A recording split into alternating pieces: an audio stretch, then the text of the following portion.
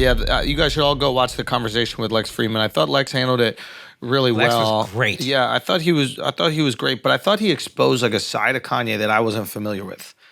And he did it with like grace and empathy. And Lex, it felt like he was upset, like visibly upset. Felt like he was a friend who was disappointed in Kanye. Yeah, but also angered at times. And then he kind of controlled his anger. Like Lex is a fucking black belt in jiu-jitsu. If he wanted to twist Kanye's head off his shoulders, he could do it in a fucking heartbeat. Yeah, he looks like a dweeb, but he's not. He could fuck somebody up. Yeah.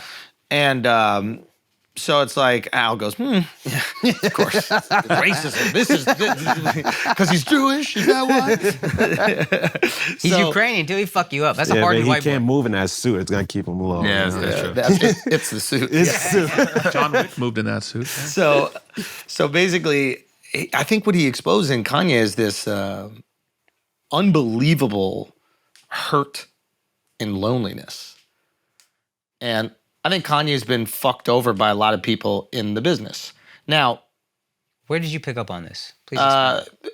how much of the episode have you seen? Hour and 10 hours. Yeah, so it's about like a 2.5 hour. Okay. So you'll start to feel it a little bit more. But like there's a moment where he tells Lex and he tells him, I don't trust you. Lex is like, you have to trust people. And so he goes, I don't trust you. And like Lex is like thrown by it. And he goes, I'm sorry, I was like really thrown off by that. Like that, no one's ever told me that they don't trust me. Dude, that's great from And Lex. that like hurt me that you said that. Like he just had like a really honest, emotional reaction. Like everybody calls Lex a robot, but it was like this beautiful human thing. He's like, whoa, like, and then he processed it not as a fuck you, but more like it's so sad that you feel like you can't trust people. And of course, Ye's only thinking about Ye when he's been the only one looking out for him. And for all these years, maybe people have been making money off of him and doing what they can to remove resources from him. And it's easy, I imagine, when you feel taken advantage of and every single relationship that you have was used to kind of take something from you. It's one, easy to be resentful and feel like you're the only person in this world and it's just you and God. That's your only homie who will never let you go. But it's also, and he said this at one point in the episode, he goes, we have mutually aligned interests, and that's what I feel comfortable with. And that's the only way that he can have trust in a relationship with his wife. He even brings it up like that, a relationship with his friends. And think about how lonely that is, that every relationship you have, once you believe that people are trying to take from you, it's very easy to go, the few people who may or may not be Jewish on my team are part of a larger organization of Jews that are just trying to extract. Once that resentment is there, and once that loneliness is there, and once that abandonment is there, and he lost who loves you? Yeah, it's like, who loves you genuinely? Your mom's gone. Yeah. You know, your wife, you may or may not think that she's using you to get somewhere. Yeah. You might be using her to get somewhere. Now, I'm not saying Ye didn't ruin the relationships on his own. I'm sure he's a difficult guy to deal with. It seems like it. I mean, you could see the track record. Of course. Everyone who's been by his side is no longer by his side. Of course. So And the people- eventually it's you. But not to cut you, but like, I never saw that in Ye. I saw confidence, I saw arrogance, I saw these types of things, but I never saw those as covering up loneliness. But even in the Drink Champs interview, he was like complaining like, oh, you see, when I was going through it, no one in the black community stood by my side. Yeah. You know? Now it makes sense. Yeah. He's always been saying he's hurt, man. Do you think I think that's a consistent in most people. Like super, like not confidence, but like staunch, like arrogance and like bordering on like pathology is always kind of rooted in some type of Insecurity, and like compensation. 100%. Yeah, because the people that he's mentioning, when that's the part I believe when he was talking about he's jealous of these Jews and the way they act this way and how they hold their own. Like he's name dropping like the Azov family, who once you're with those people, those are the most mentoring mom and dad in the industry. So he's made it to the top of people that are going to look after you, not just take away from you. So it's easy that you did something to push away from management to agents to business managers. So that's a part where it's like, yeah, you can be lonely, but you have a hand in it. I thought it was another cool thing that Lex did when he said, he was giving pushback to Jewish media. And he goes,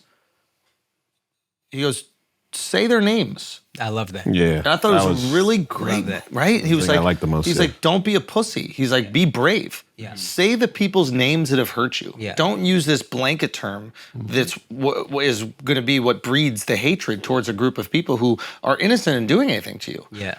say those individuals' names. And then Ye didn't do it. Yeah. He also said, be the change that you want to see. It's like, if you don't like the industry, you're a billionaire now. You can do the changes. You had that genius point yesterday. You told me. Yeah. I don't know if Kanye has given his artists their masters yet. I know he said he would. I don't know that he has. You would think Kanye, once it's done and in writing, would publish the contracts. This is the kind of guy you would think Kanye is. Hey, I'm giving you your masters back. I'm Kanye. I own good music. You're Common. You're Big Sean. Whoever. Why does Big Sean still say he's owed $3 million or whatever? Big Sean hasn't taken back what he said on Drink Champs that Kanye owes him millions. So Kanye, you complain about contracts multiple times on a Lex Fridman interview. You never said, I gave my guys their masters back. So Lex Fridman asked him about that. And he goes, listen, I was like the face of a label, but I wasn't actually running the label. The people that were running the label were doing it fucked up. And it's like, it's your label. And you got your masters back, right? And you could have, it's a very easy fight from there. Hey, or these you guys could have, or you could have at least fought for your people, which is what you're saying you're doing now. Like, be the change you want to see. And I think that, to Alex's point earlier, maybe it was your point, which is like, he wants to be the change he wants to see for Kanye. Yeah. And if there's a trickle down that affects other people, that's cool. But it gotta hit Ye first. Yeah. You know what I mean? And then I'm not really going out of my way to help y'all, but I did it first so y'all could do it later. Yeah. Y'all do it on your own though, just like me. He's a clear narcissist who doesn't want to take any accountability.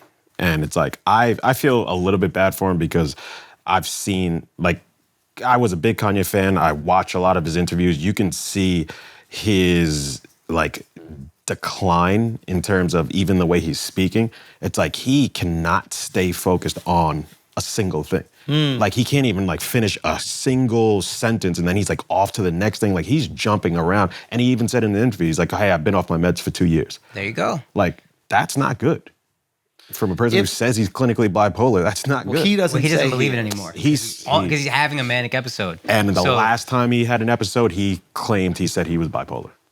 He said himself he was bipolar. Yeah. This came out of his mouth. But again, when you're having an episode, you feel so good. You're like, man, these motherfuckers telling me I'm X, Y, and Z. Yeah. I'm not. I feel great. I feel better than I've ever been because I'm off those meds. Yeah. And again, I think he got off the meds. Matt Pavich brought this up. Again, those meds make you fat. And I think Kanye, we know to be a very vain guy. And I could 100% see him and his family supporting it. The Kardashians being like, yeah, you don't need that. Why get fat? But it is amazing, like, he's a lightning rod. Oh. Like, there are very few people, like, when they want, can make the entire world talk about them. He's historic in that sense. Why is he able to do that? I think he taps into a lot of people's like internal desire to be seen as like the misunderstood genius.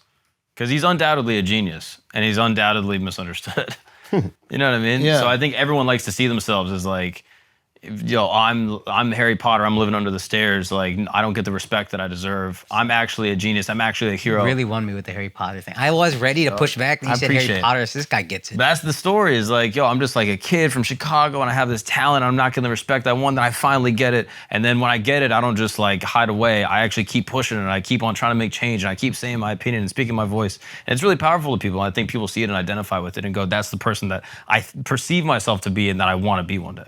Regardless of like what the message is, it's just seeing a man with purpose on a mission that's overcoming odds and obstacles and media and all these external forces. And filled with self-belief in a way we all wish we were. Yeah, exactly. And that's really been the theme of his music ever since the beginning, and that's why a lot of people gravitate to it. It's like he's the underdog. He's always been the underdog, even when he was on top. He was still the underdog. Yeah. People still think he's an underdog. Shit. He's a billionaire. Yeah. Well, not now apparently, because Adidas that lost him his billionaire status. But how are you? He always takes on new challenges and then is a genius in those things. He like takes on music and is like this unrespected producer that's like, no, I'm a rapper. And then he becomes an amazing rapper that like makes these amazing albums. Yeah. And then he's like, oh, I'm gonna sell these $500 t-shirts. And everyone's like, you're an idiot. And then he makes this giant clothing brand.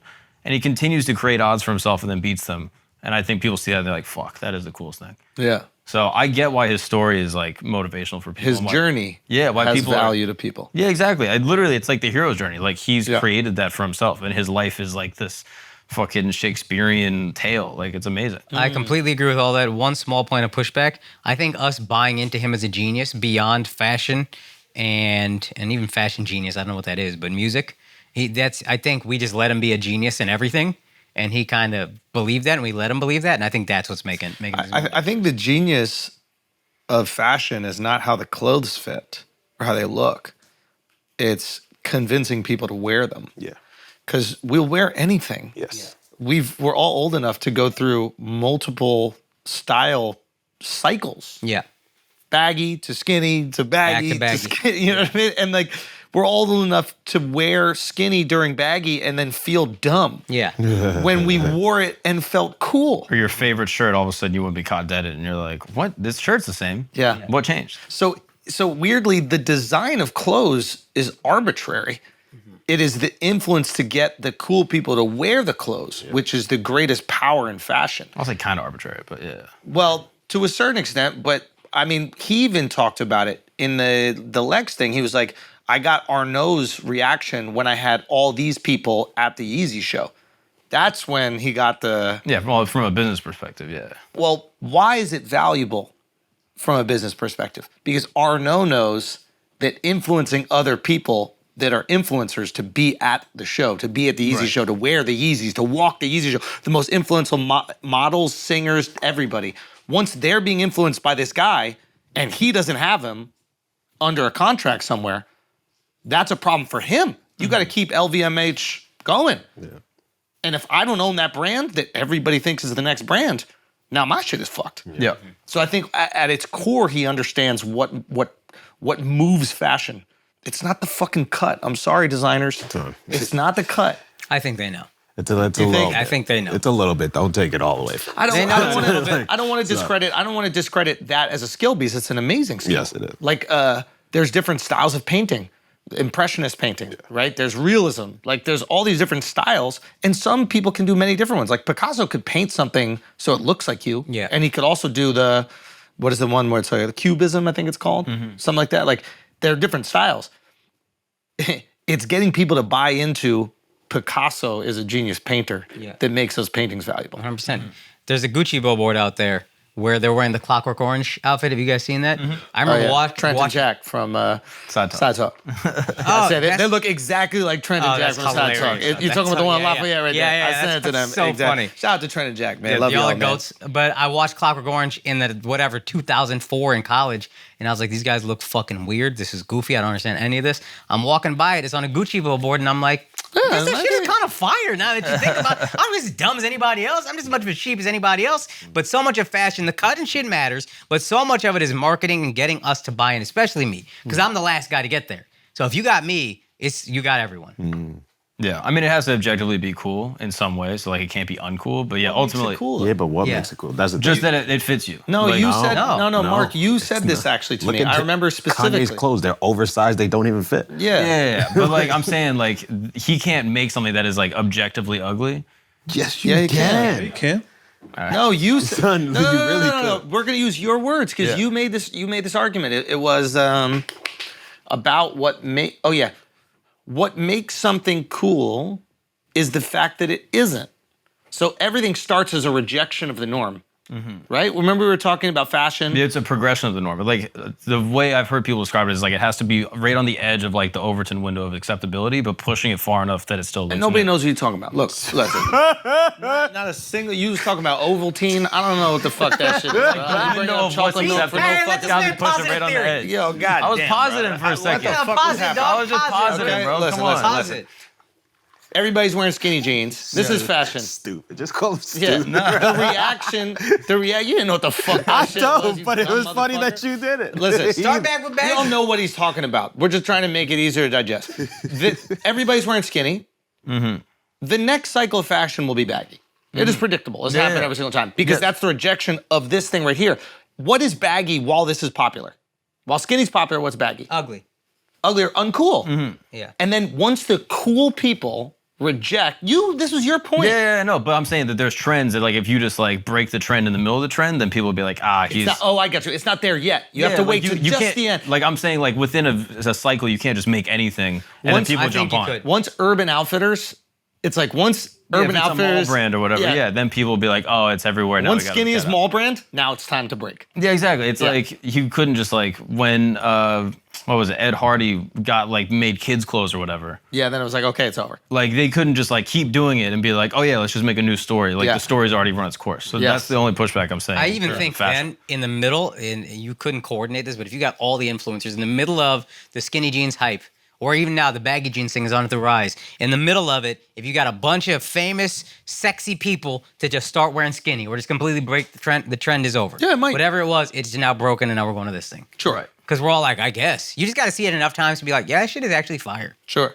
Yeah. To get those people to be influenced, though, like, can you influence them in the middle of that thing to fuck up their potential brand? Exactly. And then if you're able to, then you have influence to set the trend, and then you are the trendsetter. Therefore, the trend is changing. Yeah. But ultimately, you're buying the story. Yes. Like when it comes to fashion and like most art. It comes to life. Yeah. Story, man. But yeah, the Lex interview is very interesting. And I'm glad Lex had him on. Yeah. At first, I was like, yo, why is he doing this? Like, I was like, are you just going after fucking numbers? Like, what's going on, Lex? Like, and then I was told that he's Jewish. And I was like, that makes sense. Mm-hmm. I want Kanye to speak to a thoughtful, smart Jewish guy. You didn't know Lex Fridman was Jewish? No. Isn't No. Friedman a Jewish name? Very I Jewish. thought so. It's like super Jewy. It's like one of the, my name's Jewy. Yeah. It's like one of those names And where you're it could be Jewish. both, Yeah, but I'm not Jewish. You are, though. You just don't accept it. You're closeted. You're not Jew. You're Say Jewish. some shit about Jews. We'll see if I'm Jewish. Let's see. Let's see. Who owns the banks, boys? I love Let's see. Jews. There you go. I'm not Jewish at all.